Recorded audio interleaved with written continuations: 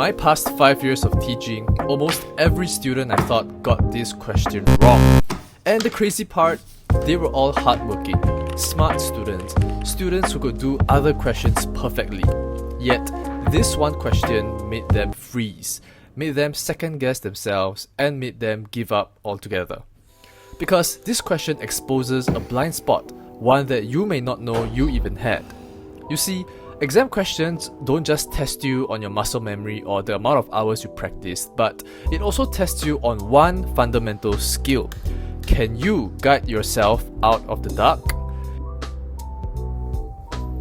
So here's how you should go about this. So the first things first, just read the question once.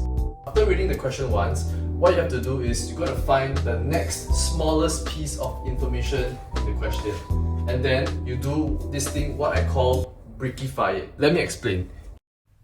So, the first brick is 1 mole of S2O32- is oxidized by 4 moles of Cl2. Now, once you've found your first brick, aka your foundational brick, I want you to see this as a hollow, empty brick. Okay, so then this is what you do. Do not think about the rest of the question. Treat this brick as the signal and the remaining chunks of text to be noise, and put your full 100% focus on filling this empty hollow brick to the brim and make it as concrete as possible. I'll now go on to visualize and pen down the information. So know that S2O32- is the one being oxidized. So I'll write down the oxidation half equation with S2O32- inside. Then the reduction half equation contains the Cl2 as it is the one being reduced. Then at this point, you will naturally and automatically want to complete the half equation for chlorine and probably not the S2O32-, right? Why is that? Because it is much simpler. And that is the trick to not feeling overwhelmed, guys.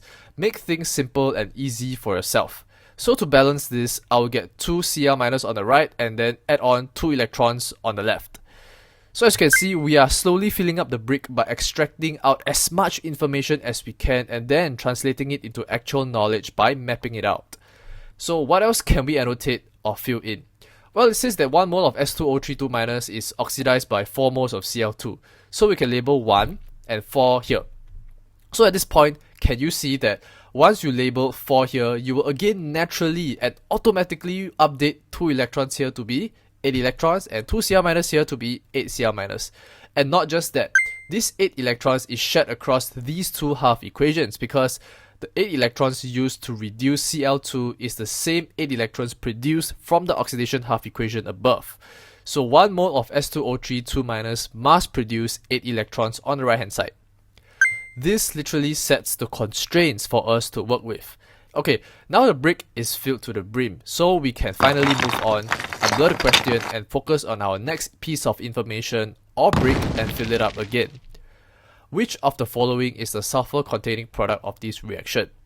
So this is more straightforward, right? So what we can do is just fill in what we have already mapped out. So we can copy and physically put them on the right hand side of this oxidation half equation, as they will all form the products. Doing this officially registers the visual relationship of all the components in our mind, and now it offers us a playground for us to control and move things around spatially rather than textually. Now at this point, can we do anything else to further extract the information and turn it again into knowledge insights? So just by looking at it, different combinations of the S and the O will give different oxidation states for the sulfur, right? So what is the very natural and next course of action to take? It is to... Yes, I can hear you through the screen. Very good. Find the oxidation number. Okay, so S is just 0. Then SO2, at this point again, oh dude, I am so naggy, man. But please, no shortcuts and please deep dive into it. If you cannot do it in your head, write it out to prevent any so-called careless mistakes. So total charge is 0. Oxygen is 2x minus 2 equals to minus 4. So the S here is plus 4. Do the same for the rest, okay? So SO32-, write it out if you cannot do it in your head, okay? Don't be lazy. X plus minus 2 times 3 equals to minus 2. So X is plus 4 and so on. At this point, can you see that I have literally built up my own knowledge map from the ground up, literally brick by brick. But more importantly, I've generated the momentum to keep going because now I've built this small internal quiet confidence because I know that I am in control. Now, let's go on to solve the question by adding on the third brick. What is the goal for this brick and this brick only? It is to find the correct matching product. So we have 5 options here. What is the next natural course of action? To test each one, or basically to eliminate the wrong ones lah, correct? Yay! Easy! Okay, come, one by one. S is definitely wrong because, as you can see from what we've labeled, this is an oxidation reaction, but the sulfur went from +2 to 0, which is a reduction reaction, so S is out. Then what about the rest? How do we know if it's the right product? If it fulfills the constraints of strictly 1 mole of S2O32- producing 8 electrons and the chosen product. So at this point, can you see that once we solve one problem, the next problem naturally reveals itself? This, ladies and gentlemen, is the secret sauce of guiding yourself out of the dark. Can you see that everything we've done is a successive build-up? You are not supposed to be doing everything all together at once, but rather the smallest step first and then the next smaller step. So here, how to know which of the remaining 5 will be the correct fit? Write out the half equations. So go and find a blank space again, don't do it in your head, just write it all out and don't be lazy.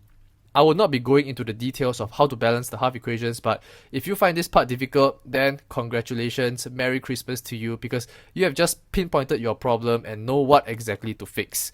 So out of all these equations, there's only one equation that fulfills this criteria, and that is SO42-.